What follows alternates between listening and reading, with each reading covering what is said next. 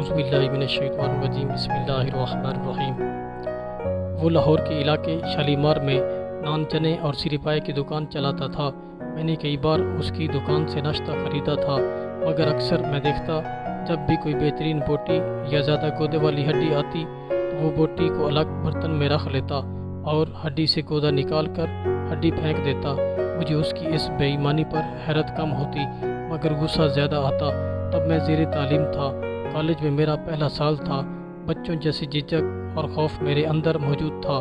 میں چاہ کر بھی سری پائے بیچنے والے سے یہ نہیں پوچھ پایا تھا کہ وہ ایسی بے ایمانی کیوں کرتا ہے۔ خیر، میں دل اور دماغ میں آنے والے سوالات، احساسات اور جذبات کو کبھی زبان تک نہ لا سکا۔ چاہ کر بھی اس دکاندار کو باتیں نہ سنا سکا۔ اپنی تعلیم مکمل کی اور لاہور کو خیر آباد کہہ دیا۔ آج ٹھیک تقریباً 7 سال بعد میں دوبارہ اسی دکان پر اپنے دوست کے ہمراہ ناشتہ کرنے گیا۔ میں موٹر سائیکل سے اترا ہی تھا کہ ایک نئے ماڈل کی گاڑی نے آ کر میرے سامنے بریک لگائی اور اندر سے اسی دکان کا مالک نکلا۔ میں نے اس دکاندار کو پہلی نظر میں پہچان لیا اور تھوڑی دیر مجھے غور سے دیکھنے کے بعد وہ دکاندار بھی مجھے پہچان گیا۔ وہ مجھے انتہائی عاجزی اور خوش اسلوبی سے ملا، بہت عزت کے ساتھ بٹھایا، میرے لیے بہترین سا ناشتہ آرڈر کیا اور ایک بہت ہی بہترین پائے کا پیالہ اٹھا کر دکان میں لگے پردے کے پیچھے چلا گیا۔ میری دانست میں مجھے جواب مل گیا میں یہ شخص اپنے لیے بہترین بوٹی اور گودا الگ کرتا تھا، مگر پھر بھی میں دکان کے مالک سے یہ سوال کرنے کی ٹھان چکا تھا۔ لہٰذا تھوڑی دیر بعد جب وہ فارغ ہو کر باہر آیا تو ہاتھ دھو کر میری ٹیبل پر آ بیٹھا۔ میں بھی ناشتہ کر کے فارغ ہو چکا تھا، اس کے انتظار میں بیٹھا تھا۔ اس نے آتے ہی ایک بار پھر میرا حال احوال دریافت کیا، مجھ سے قریبی عزیزوں کی طرح میری فیملی کے متعلق پوچھا۔ میں نے بھی سب باتوں کا سرسری سا جواب دیا اور آخر میں اپنے ذہن میں موجود سوال کو اس دکاندار کے سامنے رکھ دیا اور بتایا کہ یہ سراسر بے ایمانی ہے۔ آپ بہترین چیز اپنے لیے الگ کر کے رکھ لیتے ہیں، اس حرام کی کمائی سے آپ نے گاڑی بھی خرید لی ہے۔ میری بات سن کر وہ مسکرایا اور پھر مجھے کہا، تم اب بھی بچے ہو۔ اس کے بعد اس نے مجھے جو کہانی سنائی اس کے اختتام پر ہم دونوں رو رہے تھے۔ ہوٹل کے مالک نے بتایا کہ میرا نام فہیم ہے، میں سہواڑی سٹاپ پر رہتا ہوں۔ میں جو بہترین بوٹیاں اور ہڈیوں کا گودا الگ کرتا تھا وہ ایک عورت جو راہ خدا میں مجھ سے مانگنے آتی تھی اسے دے دیتا تھا۔ آج وہ عورت بوڑھی ہو چکی ہے، چلنے پھرنے سے عاجز ہے۔ جس پردے کے پیچھے میں کھانا لے کر گیا تھا وہ وہیں بیٹھی ہوئی تھی۔ میں نے اس کو اپنے ہاتھوں سے کھانا کھلایا، اس کا منہ صاف کیا اور اپنے ہاتھ صاف کر کے باہر آ گیا۔ میں اس عورت کو نہیں جانتا۔ حقیقت یہ ہے کہ مجھے یہ بھی نہیں پتا کہ یہ مسلمان ہے یا نہیں، مگر یہ مجھ سے مانگتی اللہ کے نام پر تھی۔ اسے نماز، روزہ یا کلمے کا کچھ پتہ نہیں تھا، مگر چونکہ وہ میرے خالق کے نام پر مانگتی تھی اور مجھے پتا تھا کہ میرے خالق نے ہی اسے میرے در پہ بھیجا ہے، اس لیے میں سب سے بہترین بوٹی اور گودا اللہ تعالیٰ کی طرف سے بھیجی گئی اس عورت کے لیے رکھ دیتا تھا۔ اللہ تعالیٰ کے نام پر مانگنے آنے والے کسی شخص کو آج تک میں نے خالی ہاتھ نہیں لوٹایا، کیونکہ میں بچپن میں یتیم ہو گیا تھا۔ میری ماں لوگوں کے گھروں میں کام کرتی تھی۔ بعض دفعہ جب کام نہیں ملتا تھا تو فاقے کرنے پڑتے تھے۔ ان فاقوں کو میری ماں تو برداشت کر لیتی مگر میں نہیں جھیل پاتا تھا۔ میری ماں مجھے لے کر مانگنے نکلتی تھی۔ میری ماں اللہ کے نام پر لوگوں سے فقط میرے لیے ایک روٹی کا سوال کرتی تھی تو بھی بہت سارے لوگ میری ماں کو دھتکار دیتے تھے۔ میری ماں چپ چاپ آنسو بہاتے ہوئے میرا ہاتھ پکڑ کر آگے چل دیتی تھی اور گاڑی میں بیٹھے صاحب لوگ پیچھے سے کہہ کے لگاتے رہتے تھے۔ میں نے ماں کے جیتے جی نان چنے اور سری پائے کی ریڑھی لگا لی۔ اللہ تعالیٰ نے الحمدللہ مجھے رزق دینا بھی شروع کر دیا، مگر تب تک بھوک سہ کر میری ماں بہت ساری بیماریوں کا شکار ہو چکی تھی۔ میرا کاروبار چمکنے سے پہلے میری ماں مر گئی، مگر مرتے وقت میری ماں نے مجھے ایک بات کہی تھی، کسی بھوکی اور مجبور عورت سے اس کی بھوک یا مجبوری کے بدلے اس سے دھتکارنا مت۔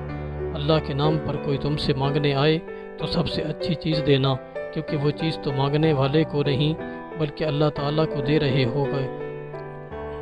اس نصیحت کے بعد میری ماں نے صرف موت کی ہچکی کے وقت کلمہ پڑھنے کے لیے آواز نکالی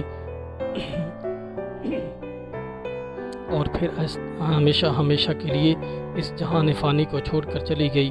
میری ماں کی موت کے ایک سال بعد میری دکان بہت اچھے سے چلنے لگی، میں بہت اچھا کمانے لگا، اور ماں کے مرنے کے 2.5 سال بعد ایک عورت اپنی 3 سال کی بچی کے ساتھ میری دکان پر آئی۔ اس نے مجھ سے اللہ کے نام پر کھانا مانگا تو میں نے اسے ڈھونڈ کر بہترین سالن اور نان دیے، کیونکہ اسے دیکھ کر مجھے میری ماں کی نصیحت یاد آ گئی تھی۔ اس کے بعد وہ عورت روز بیٹی کے ہمراہ آ کر اللہ تعالیٰ کے نام پر کھانا مانگتی اور میں ان ماں بیٹی کو بہترین کھانا دے دیتا۔ پھر ایک بار اچانک وہ 3-4 دن کے لیے نہ آئی تو پتہ چلا کہ اس کی بیٹی روڈ ایکسیڈنٹ میں اللہ کو پیاری ہو گئی۔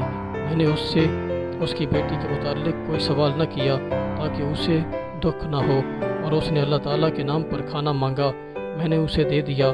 اب میری روٹین بن گئی تھی، میں بہترین بوٹی اور گودا نکال کر الگ رکھتا۔ جو ہی وہ عورت آ کر میرے خالق کے نام پر ہاتھ پھیلاتی میں اسے بہترین کھانا کھلا دیتا۔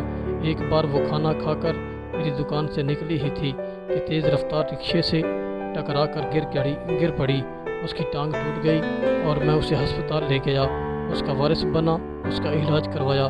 ہسپتال سے فارغ ہو کر اس کے ورثہ کے بارے میں پوچھا تو اس نے کہا کہ میرا کوئی وارث نہیں، بس میرا اللہ ہی وارث ہے۔ میں اس عورت کو اپنے گھر لے آیا، اس کی خدمت کر کے وہ ساری کمی پوری کر دی جو اپنی ماں کی خدمت کرنے میں مجھ سے کوتاہی ہو گئی تھی۔ میری مالی حالت ٹھیک تھی، مگر پھر اس عورت کے گھر میں ہونے کی وجہ سے کوئی بھی لڑکی مجھ سے شادی کے لیے تیار نہ تھی۔ مجھے اس عورت کو گھر سے نکالنے کی شرط پر رشتہ آفر ہوا، میں نے انکار کر دیا۔ میرا بڑھتا کاروبار دیکھ کر ایک اور فیملی نے مجھے اس بوڑھی عورت کے ساتھ قبول کر لیا۔ یوں میری شادی ہو گئی۔ شادی کے بعد میں نے دبئی میں اپنے دوست کے ساتھ مل کر ہوٹل بنایا۔ اللہ تعالیٰ نے وہاں سے میرے کاروبار کو برکت دی اور میں دن دگنی رات چگنی ترقی کرتا گیا۔ آج میرے پاس اپنی گاڑی، گھر، بیوی، بچے، سب کچھ ہے۔ میں 2 دن پہلے ہی دبئی سے آیا ہوں۔ مجھ سے ان بوڑھی ماں نے اپنے اس ہوٹل میں جا کر کھانا کھانے کی خواہش کا اظہار کیا تو میں نے بیوی کے ہمراہ ان کو یہاں بھیج دیا اور خود کچھ کام سے فارغ ہو کر یہاں پہنچا ہوں۔ ان کو کھانا کھلانے کے بعد میں نے آپ کو ٹائم دیا، اب دونوں چلتے ہیں، انشاءاللہ پھر ملیں گے۔ ملاقات کے اختتام پر میں، میرا دوست اور وہ دکاندار، تینوں کی آنکھوں میں آنسو تھے، جبکہ دکان پر آئے گاہک ہمیں حیرت سے دیکھ رہے تھے۔ میں نے ناشتے کا بل دینا چاہا مگر فہیم نے لینے سے انکار کر دیا۔ میری لاکھ ضد پر بھی وہ نہ مانا تو میں نے مصافحہ کرنے کے لیے ہاتھ آگے بڑھایا۔ جو ہی فہیم نے میرے ہاتھ سے ہاتھ ملایا تو میں نے بے ساختہ فہیم کے ہاتھ پر بوسہ دیا اور الوداع کہہ کر چل دیا۔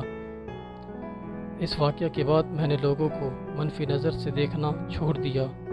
اس واقعہ نے میری سوچ بدل دی اور میں چاہتا ہوں کہ میرے سامعین کی منفی سوچ بھی بدل جائے۔